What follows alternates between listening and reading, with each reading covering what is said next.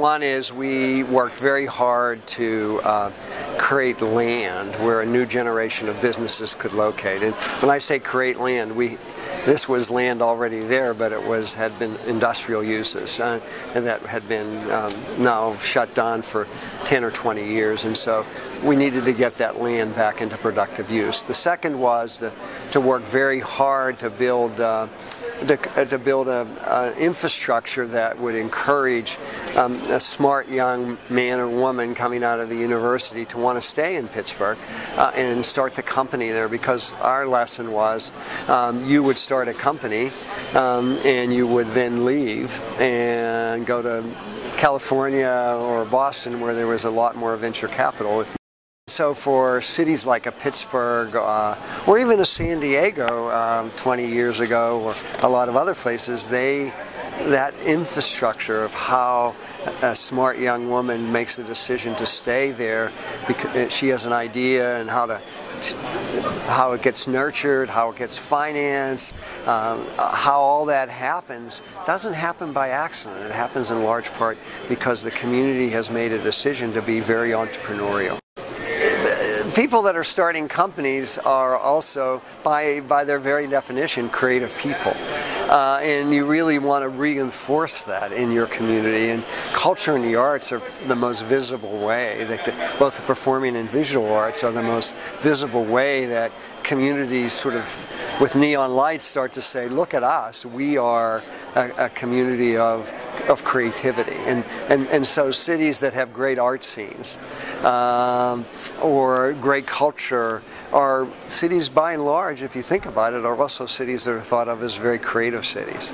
And that is what I think a 21st century city is going to be, a creative city. In all aspects, whether it's starting the next Qualcomm, or whether it is having the next Andy Warhol, it is, in a sense, their meeting. It's an intentional decision on the part of the community to rather invest in the old infrastructure, to just spend a lot of money on roads only, as they think about investing in bikeways and transit and arts and culture. I mean, those that all collides in the budget of it, and the cities have choices in which to make, the choices of what they're going to invest in. And do you invest in the old city, or do you invest in a new city?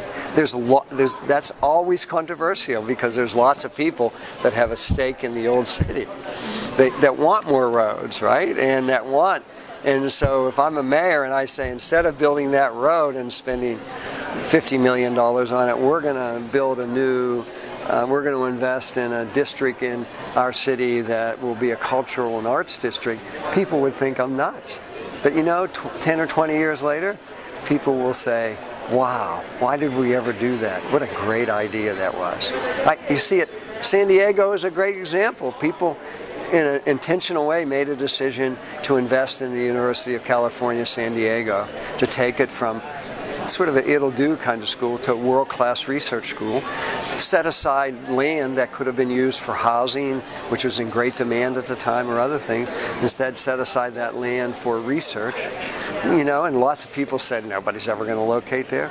And now you're second largest, other than the military, your second largest employment base is research and technology. That's a remarkable story. I think part of the lesson of Pittsburgh is, if we could figure out how to do it as bad a shape as we were, anybody can do it, right? I hear in every city I go to, well, we don't have any money. Don't have any money? You haven't lost half your population. You know what it means not to have any money?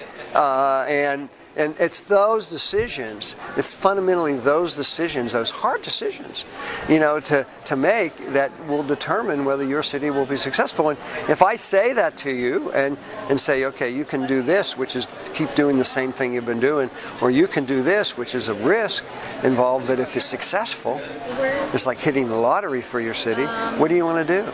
That's the decision.